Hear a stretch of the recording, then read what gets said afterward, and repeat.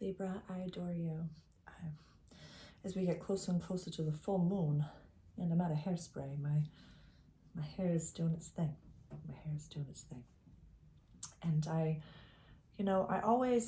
have a tattoo appointment coming up in a few weeks, and this is where I'm planning on getting it.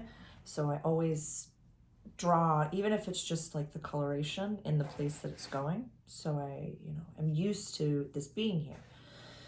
Because once you put it there, you can't undo that. I just sketch. So, yeah, that's why it might look like there's a stain on the shirt, on my body, on me. It doesn't look perfect. Because it's not the beautiful tattoo. It's going to be like beautiful sharp lines like this over here. You'll see. But sometimes in the in-between state, things can look a little messy. Or, if you don't have the full picture, if someone didn't know that, they'd be like, what is wrong with this girl? She's got, granted, like, I'm an artist, I have paint all, under my fingernails and all over the place, and I paint on me the other day out on a boat, and, good story. When I first started at my restaurant, the restaurant that I'm at now, the first time I ever washed my apron, I left some pens in the pocket and stained the little apron. And I opened it up and I saw it and I was like, you know what, sorry, I'm sure it'll come out in the next wash.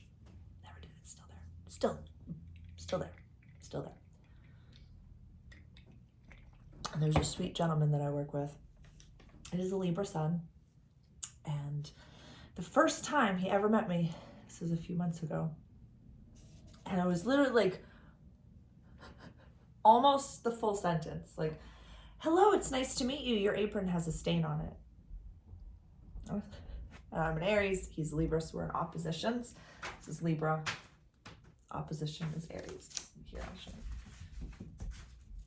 So we get each other. We just do things totally differently. And so, like, the presentation to me that is like normal and put together and like appropriate to this gentleman was like, hi, no, you're a fucking mess. Put it together. I don't understand.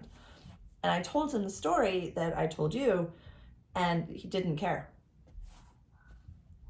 It's like, yeah, you just get a new apron.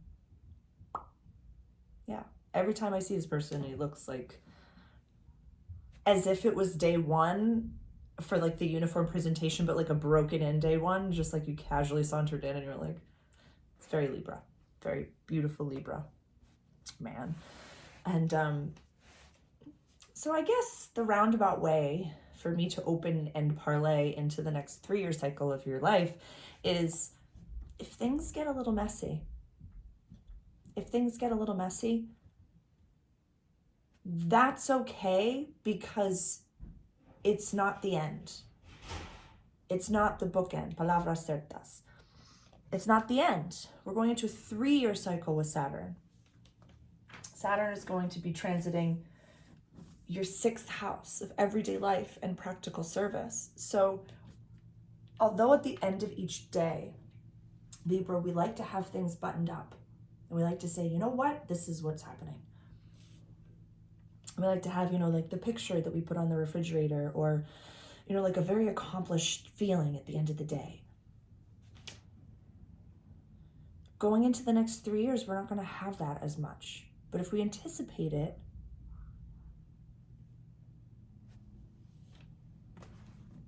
we can set for success. Maybe start to have more weekly goals, or maybe start to have, quarterly goals, and taking the pressure off at the end of each day, and, rebranding what messy is. When you bake a cake and you put all the ingredients together, it just looks like mush, but then it's an amazing cake. So the caterpillar turns into mush in the middle. That's probably a really gross process, but it's not judging itself. It still creates the cocoon.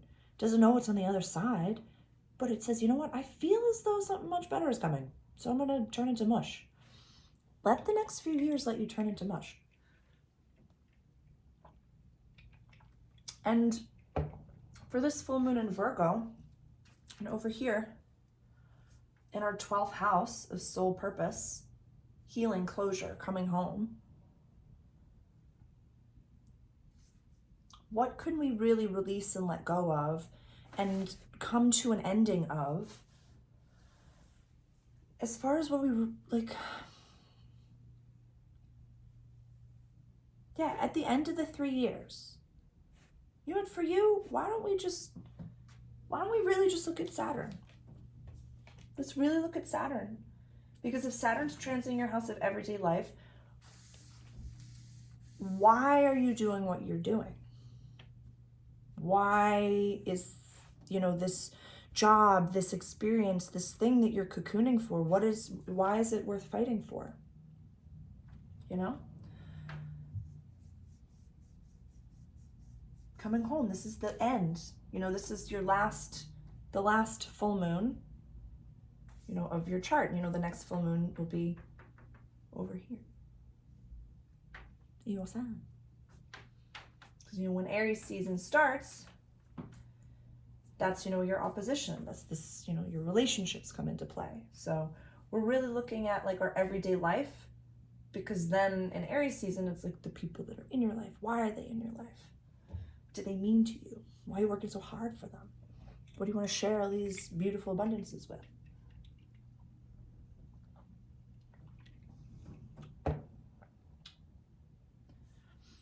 Yeah. Libra, what are you working so hard for and why?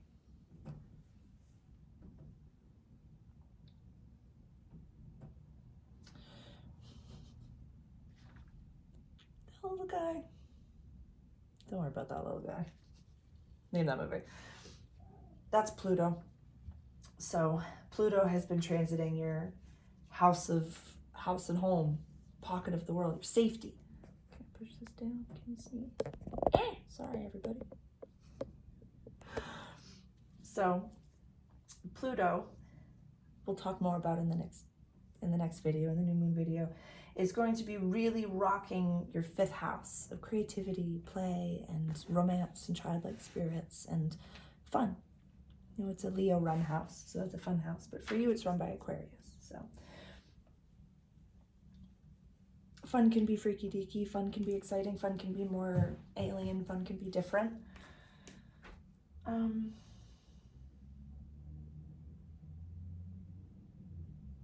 Yeah. We had talked about, you know, I always want to just let you run around and eat grapes and, you know, eat some mango or pineapple. I don't know what I have here today. I always want to just let you run around and eat grapes and just be free and be a muse. But why?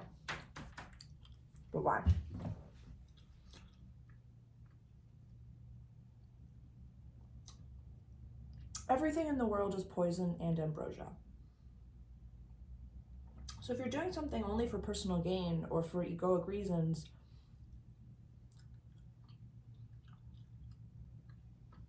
maybe you'll get what you want, but you'll just be lonely. Why would you want that?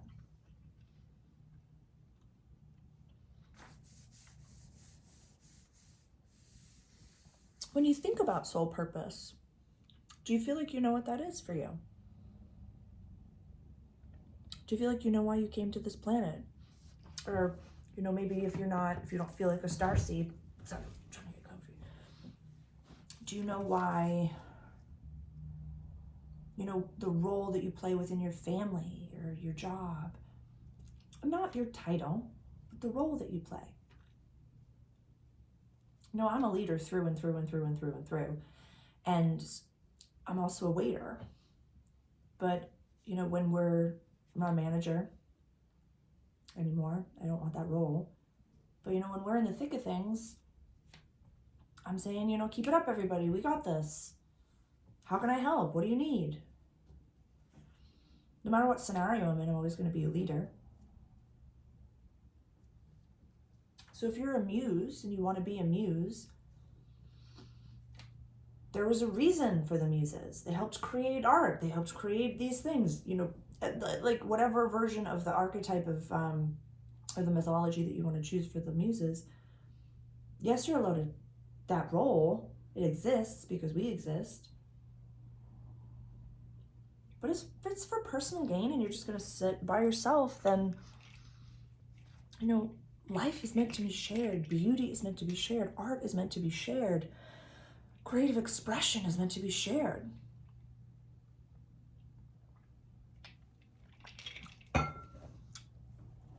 So if you want to be a muse, you're allowed to be a muse. But be a muse for others. Share your gifts. Share your beauty. Share your love of life and the way you see it.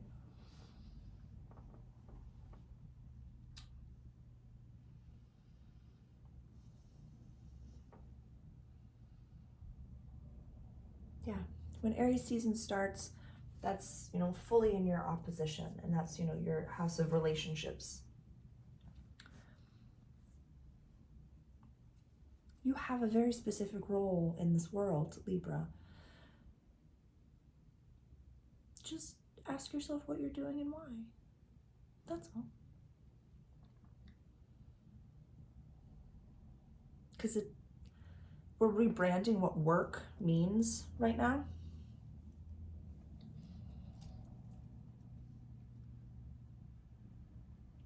Yeah, really rebrand what work means.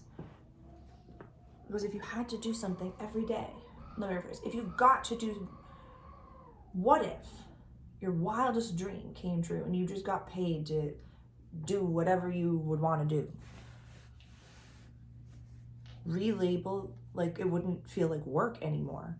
You just get paid to exist. So there wouldn't really be that, like, all right, I gotta work and now I don't. Now I have to work and now I don't. Like, and then with all that free time, what would you do? We're in Pisces season. Swim in imagination. Oh my God, I think that's what I asked you to do for the new moon. Like, daydream, please, Libra. But daydream a very, very, very beautiful, magical world for all of us. Not just you, for everybody. Because for there to be a performer, there needs to be an audience. For there to be a celebrity, there has to be people that are, for there to be a content creator, an artist, a performer, a singer, a dancer, and anything, any sort of creator, a furniture maker, anybody, there has to be a consumer, there has to be somebody to receive it, to watch it, to enjoy it. So as you step into your more, muse-like role, imagine beautifully revered customers, clients, audiences for yourself and for the rest of the world. The world is a stage. Some people don't know it.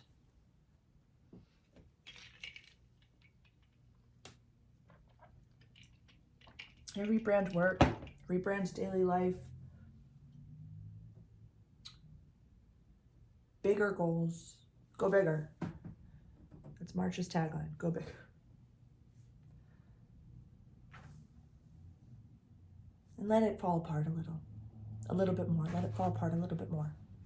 Because what's underneath that, it's like we're cracking things open. Like, think of yourself as like an archaeologist, and you're like digging into the muck and the dirt and everything, but then like you find bones and diamonds and just like all these fun, cool things, these fossils and all this cool stuff.